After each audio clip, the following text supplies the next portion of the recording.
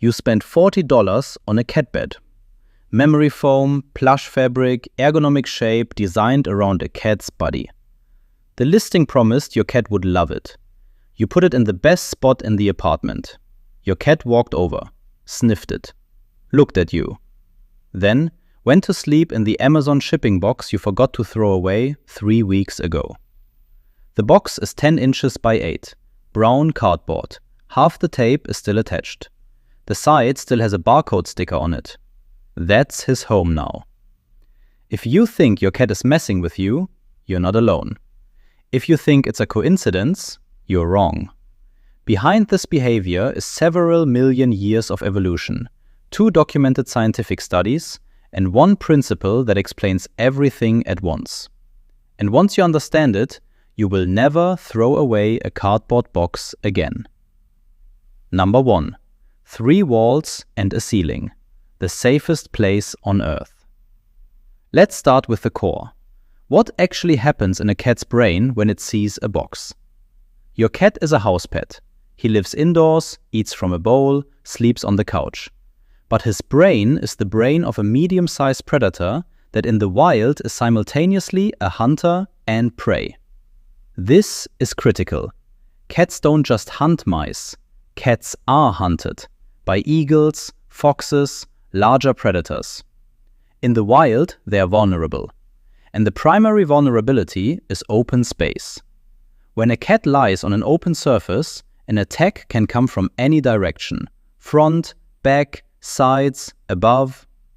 The brain never fully switches off, even during sleep. The nervous system stays on standby. Now look at the box. 3 walls, a floor, and if you're lucky, a 4th wall or a lid. This isn't just a confined space, it's a perimeter, a shelter, a cave. In a cave, attack is only possible from one direction: the entrance. The cat knows this instinctively, without words, without reasoning. His nervous system simply registers 3 walls here, no threat from the flanks, and shifts into genuine rest. Not vigilant dozing, real sleep. That's why a cat in a box sleeps deeper than a cat on an open bed. The expensive plush bed sitting in the middle of the room is still open space. Safety isn't purchased for $40. It's determined by the number of walls around you. Number 2. 97 degrees. Why the box is warmer than the bed. This sounds counterintuitive until you understand the physics. A cat's normal body temperature runs between 100 and 102 degrees Fahrenheit. Maintaining that temperature costs energy.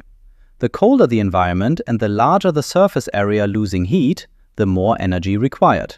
A cat lying on an open bed in the middle of a room radiates heat in every direction: down, up, sideways. A cardboard box works differently. Cardboard is a poor heat conductor. The walls trap the heat the cat's body generates. The enclosed space prevents air circulation. Within minutes of the cat settling in, the interior temperature climbs to around 95 to 97 degrees, close to ideal. There's a second effect. A snug box that fits tightly around the body minimizes the surface area radiating heat. The smaller the box, the better it retains warmth. That's why cats prefer a box they barely fit in over one with room to spare. This isn't stubbornness or a quirk. This is thermodynamics. Researchers measured it. A cat in a snug-fitting cardboard box expends roughly 1 degree less effort maintaining body temperature than a cat on an open surface. 1 degree sounds trivial.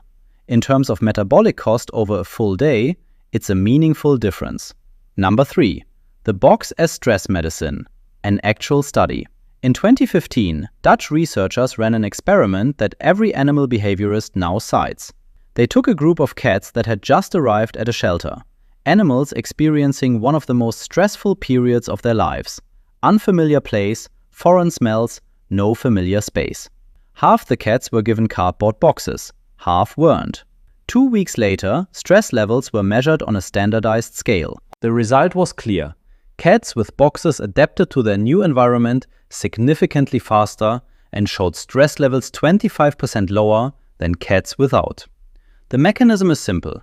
When a cat feels anxious, unfamiliar sounds, smells, strangers, Other animals, there's nowhere to go. But if there's a box, it can step inside and physically disappear from view. This isn't strategy in any human sense, it's reflex. I'm inside an enclosed space, I'm not visible, I'm safe. That's why cats seek boxes during periods of change. Moving apartments, renovations, guests arriving, a new animal in the house, all of it is stress. And the box works as a buffer between the cat and an overwhelming world. Not a toy, not a whim, a tool for self-regulation. Number 4. Pressure from all sides. What's happening inside? Here's the detail most people don't know. The one that explains why the tighter the box, the better. When a box's walls press gently against the cat's body from all sides, it activates a specific neural response. Full body tactile pressure is a sensation the cat first experiences in the first days of life, lying in a tight bundle with his littermates pressed against his mother. That sensation is hardwired into the nervous system alongside safety, warmth, and calm. An adult cat climbing into a snug box receives tactile stimulation that neurochemically recreates the felt sense of security from early life. This isn't metaphor or anthropomorphism. It's a mechanism that operates across many mammals, including humans. It's the same principle behind swaddling newborns and weighted anxiety blankets. A tight box is not a trap, it's an embrace. That's why your cat climbs into a box that looks far too small and seems perfectly content. That's why a cat who could comfortably stretch out in a large box still presses himself into one corner. He's looking for pressure, not space. Number 5. Why he ignores the bed. The honest answer. Now for the bed, the one you paid for. The problem isn't the quality of the bed. The problem is that you chose it using human criteria. Softness, color, shape, size, how it looks with the furniture. These are your parameters, not your cat's. Cats evaluate potential sleep spots by a different set of criteria. First, number of enclosed sides. More walls, better. An open bed in the middle of a room loses to any cardboard box on this metric alone. Second, smell. The box has absorbed the sense of transit, other hands, materials, all interesting, all neutral. The new bed smells like a factory, synthetic dyes, foreign production. The cat finds this off-putting. Third, thermal properties.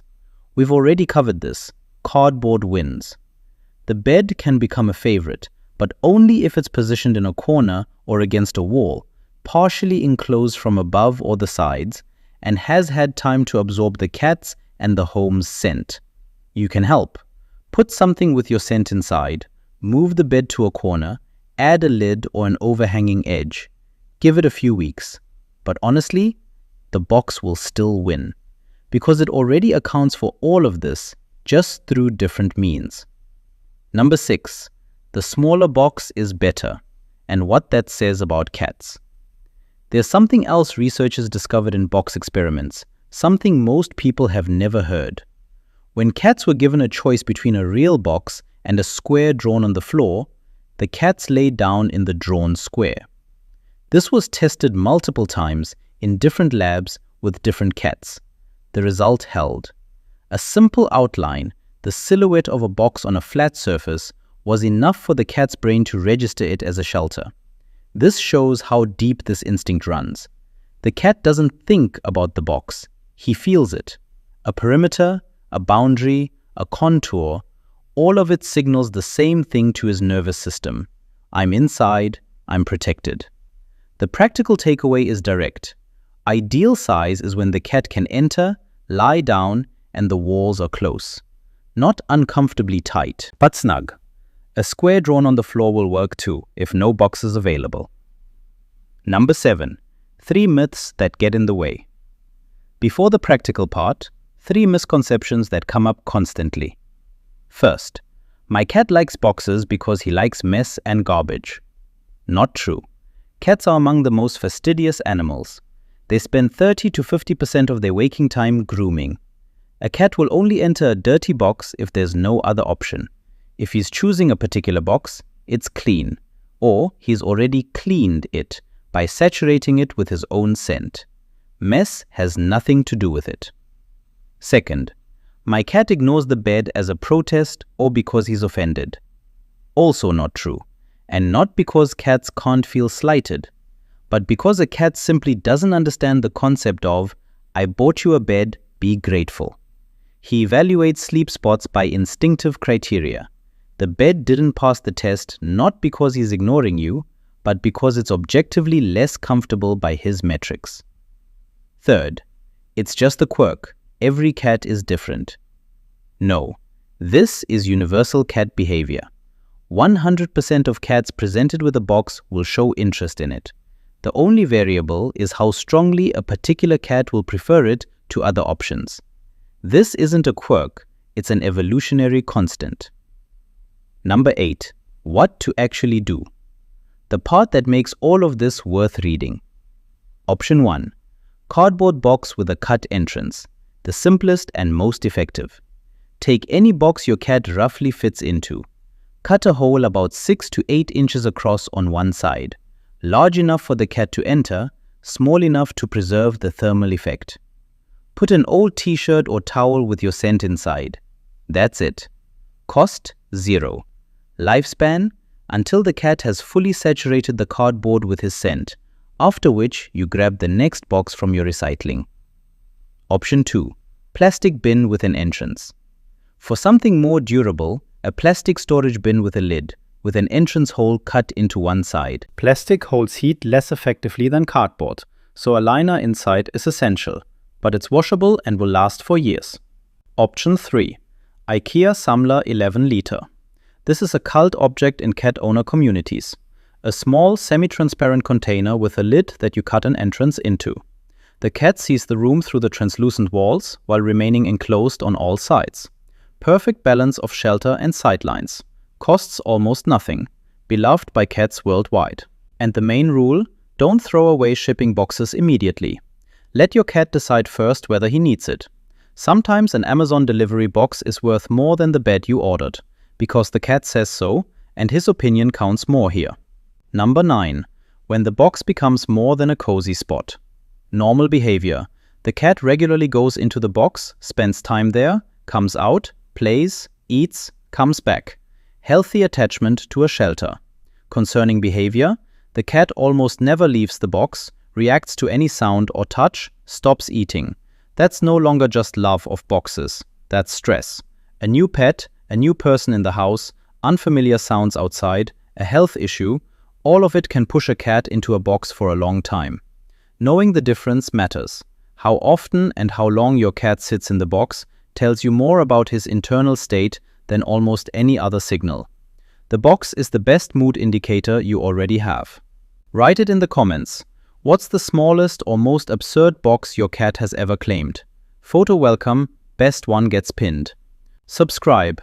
This is where we explain what cats do every day that we accept as given. Box, cat. Makes perfect sense.